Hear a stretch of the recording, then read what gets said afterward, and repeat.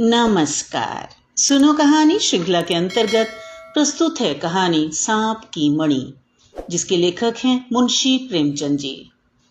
मैं जब जहाज पर नौकर था तो एक बार कोलंबो भी गया था। बहुत दिनों से वहां जाने का मन चाहता था, खासकर रावण की लंकापुरी देखने के लिए। कोलकाता से 7 दिन में जहाज कोलंबो पहुंचा। मेरा एक दोस्त किसी कारखाने में नौकर था।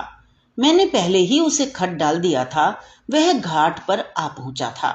हम दोनों गले मिले और कोलंबो की सैर करने चले।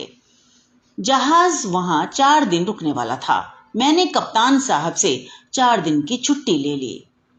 जब हम दोनों खा पी चुके तो गपशप होने लगी। वहां के सीप और मोती की बात छिड़ गई। मेरे दोस्त ने कहा, ये सब चीजें तो यहाँ समुद्र में निकलती ही हैं और आसानी से मिल जाएंगी, मगर मैं तुम्हें एक ऐसी चीज दूंगा जो शायद तुमने कभी न देखी हो। हाँ, उसका हाल किताबों में पढ़ा होगा। मैंने आश्चर्य से पूछा, वह कौन सी चीज है? उसने कहा, सांप की मणि।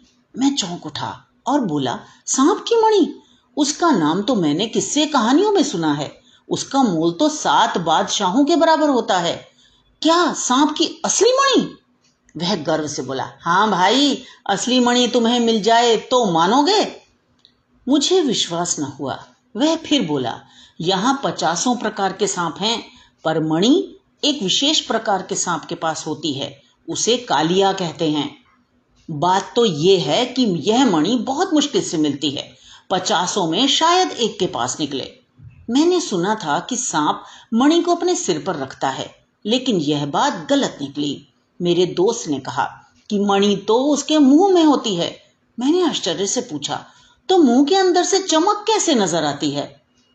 दोस्त ने हंसकर कहा, जब उसे रोशनी की जरूरत होती है तो वह उसे किसी साफ पत्थर पर सामने रख देता है।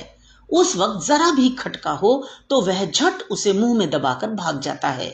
उसकी यह आदत है कि जहां एक बार मणि को निकालता है वहीं बार बार आता है। मैं आज ही अपने आदमियों से कह देता हूं और वे लोग कहीं ना कहीं से जरूर खबर लाएंगे। 2 दिन गुजर गए। तीसरे दिन शाम को मेरे दोस्त ने मुझसे कहा, लो भाई, मणि का पता चल गया।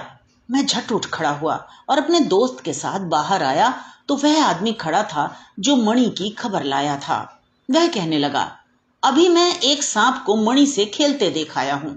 अगर आप इसी वक्त चलें तो मणि हाथ आ सकती है। हम फौरन उसके साथ चल दिए। थोड़ी देर में हम एक जंगल में पहुंचे। उस आदमी ने एक तरफ उंगली से इशारा करके कहा, वह देखिए, सांप मणि रखे बैठा है। मैंने उस तरफ देखा तो सचमुच 20 गज की दूरी पर एक सांप फन उठाए बैठा था और उसके आसपास उजाला हो रहा था। पहले तो मैंने समझा कि शायद जुगनू हो, पर रोशनी ठहरी हुई थी। जुगनू की चमक चंचल होती है, कभी दिखाई देती है, कभी गायब हो जाती है। मैं बड़ी देर तक सोचता रहा कि किस उपाय से मणि हाथ लगे। आखिर मैंने उस आदमी से कहा, मुझसे बड़ी गलती हुई कि बंदूक नहीं लाया, नहीं तो इसे मारकर मणि को उठा लेता। उस आदमी ने कहा, बंदूक की कोई जरूरत नहीं है साहब, आप थोड़ी देर रुकिए, मैं अभी आया।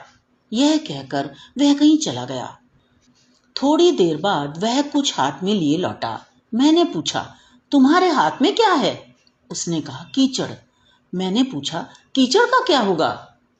उसने कहा, चुपचाप देखिए मैं क्या करता हूं। वह चुपके से एक पेड़ पर चढ़ गया और मुझे भी चढ़ने का इशारा किया। मैं भी ऊपर चढ़ा। तब वह डालियों पर होता हुआ ठीक सांप के ऊपर आ गया और एकाएक उस मणि पर कीचड़ फेंक दिया। अंधेरा छा गया। सांप घबराकर इधर उधर दौड़ने लगा। थोड़ी देर के बाद पत्तियों की खड़खड़ाहट बंद हो गई। मैंने समझा सांप चला गया। मैं पेड़ से उतरने लगा। उस आदमी ने मुझे पकड़ लिया और कहा, भूल कर भी नीचे न जाइएगा, नहीं तो घर तक ना पहुंचिएगा। वह सांप यहीं पर कहीं ना कहीं छिपा बैठा है। हम दोनों ने उसी पेड़ पर रात काटी। दूसरे दिन सुबह होते ही हम दोनों इधर उधर देखकर नीचे उतरे। साथी ने कीचड़ हटा दिया। मणि नीचे पड़ी थी। मैं मारे खुशी के मतवाला हो गया। जब हम दोनों घर पहुंचे तो मेरे दोस्त ने कहा, अब तो तुम्हें विश्वास आया या अब भी नहीं? मैंने कहा, हाँ, सांप के पास से इसे लाया हूं जरूर, मगर मुझे अभी तक संदेह है कि यह वही मणि है जिसका मोल 7 बादशाहों के बराबर है। दरियाफ्त करने पर मालूम हुआ कि वह एक किस्म का पत्थर है जो गर्म होकर अंधेरे में जलने लगता है। जब वह ठंडा नहीं हो जाता वह इसी तरह रोशन रहता है। सांप इसे दिन भर मुंह में रखता है ताकि यह गर्म रहे। रात को वह इसे किसी जंगल में निकालता है और इसकी रोशनी में कीड़े मकोड़े खाता है। तो ये तो थी कहानी। मुझे आशा है आपको आनंद आया होगा। इसी तरह हमारे साथ जुड़े रहिए। तो मिलते हैं अगली कहानी में। धन्यवाद।